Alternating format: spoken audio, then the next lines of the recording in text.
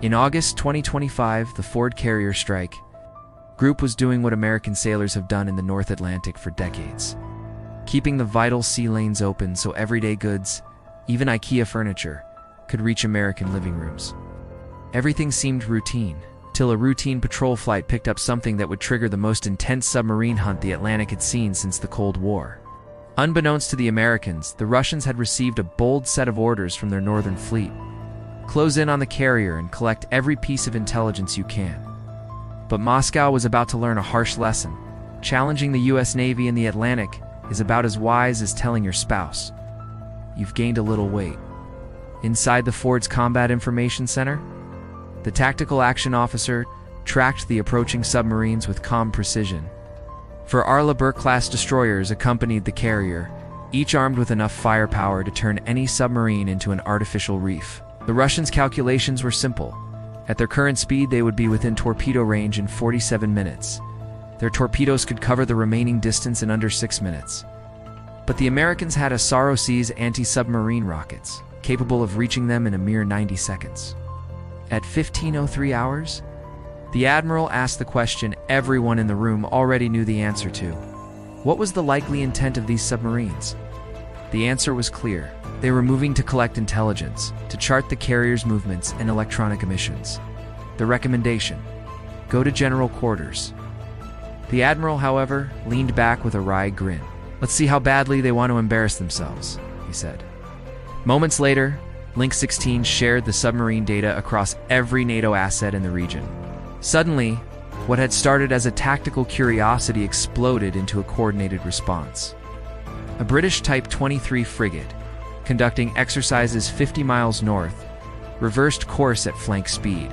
8 P-8 Poseidons scrambled from bases in Scotland, Norway, and Iceland. Each aircraft cost more than $130 million and could detect a shrimp sneezing at 500 meters below the surface. The Virginia-class submarine that had been shadowing the Russians for 3 days received orders to engage not with weapons, but with presence. By 15:15 hours, the Russians were about to realize that their cunning maneuvers were no match for modern NATO detection. One submarine ascended to 200 meters, deliberately creating noise as a decoy, while the other two sank deeper, attempting to slip past undetected. Classic Wolfpack tactics, a strategy from 1943. But this was 2025.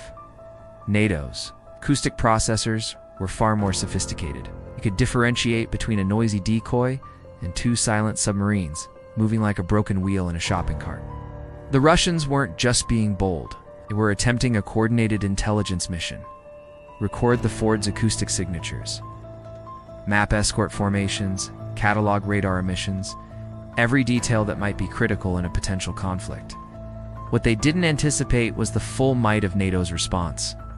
Ships and aircraft converged on their position like a swarm of predators, each unit precisely coordinated. By 2000 hours, the first P-8 Poseidon arrived.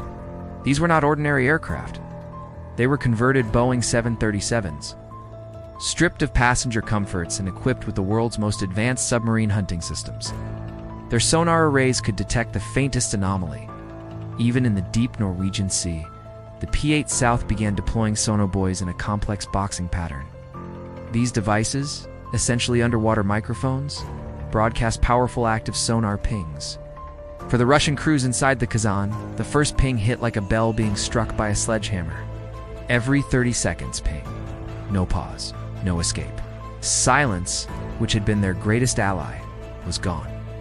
Meanwhile, the Arleigh Burke destroyers activated their bow-mounted sonar arrays. Hundreds of transducers scanning the ocean like a giant acoustic eye. The Russians were trapped, experiencing the ocean as if it had been turned into a massive, relentless speaker system. The P-8S escalated their simulated attack runs, diving from 25,000 feet, screaming toward the sea as if armed and ready. The Russian crews, already fatigued and sleep-deprived, had to react as though each approach might be lethal. Emergency dives, hard rudder maneuvers, ballast adjustments. Every fake strike was a psychological hammer, wearing down both nerves and reflexes. Desperate to break contact, the Kazan sprinted at 30 knots, 43,000 horsepower propelling it forward. But speed meant noise, and noise meant tracking. The Russians sounded like a washing machine full of hammers dropped down a deep shaft. Every tactical advantage they hoped for vanished in seconds. Why endure this? Because they were collecting intelligence, radar fingerprints, electromagnetic emissions, flight deck patterns. Every carrier launch, every rotation of the Arleigh Burke escorts, all cataloged and analyzed. But NATO's systems were faster, smarter, more precise. Decoys were classified instantly. Submarines were tracked like high-value targets in a video game, but the stakes were deadly serious. By hour 24, NATO had turned the Norwegian Sea into a theater of calculated chaos. British towed-array sonar dragged 2 kilometers of hydrophones behind a moving frigate, while MH-60 Romeo helicopters hovered above, dipping sonar into the waters below. Thermal layers, underwater canyons, evasive maneuvers, all ineffective. The Russians were literally being mapped in 3 dimensions, every move catalogued. The Americans maintained relentless pressure. The Virginia-class submarine, silent and nearly invisible, trailed the Russian fleet like a shadow, documenting every action, every emergency maneuver, every failed attempt to escape. One short pulse from its bow array whispered to the Russian crews, "We know where you've been, and we've been following you the entire time." Sleep deprivation was systematic. P-8 cruise timed sonar pings to interrupt rest cycles, ensuring the Russian sailors were constantly on edge. Every tactic from the Soviet playbook had a counter. Decoys were cataloged and ignored. Terrain maneuvers were neutralized by precise sonar and dipping patterns. Every attempt to flee was met with coordinated surveillance from air, surface, and undersea assets. After 48 grueling hours, the Russians had no choice but to abort their mission.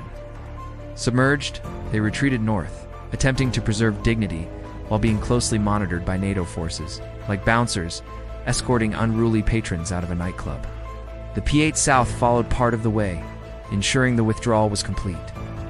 During this relentless 48-hour operation, NATO had gathered enough acoustic and electromagnetic intelligence to identify these submarines at a moment. Notice from space, if necessary. Every valve, every pump, even toilet flushes were now cataloged. Russian state media framed it as a successful reconnaissance operation. In reality, it was more like the Titanic testing ice detection, impressive on paper, catastrophic in execution. The lesson was unmistakable. You can design the most advanced submarines in the world, but if you can not withstand 2 full days of democracy, these greatest hits broadcast via active sonar, perhaps the deep end of the Atlantic isn't your best playground. The Forward Strike Group and NATO forces had proven with overwhelming precision, coordination, and patience that the seas are not just a battleground, they are a stage where discipline, technology, and strategy write the rules. And for those who dare challenge them, some lessons are learned the hard way.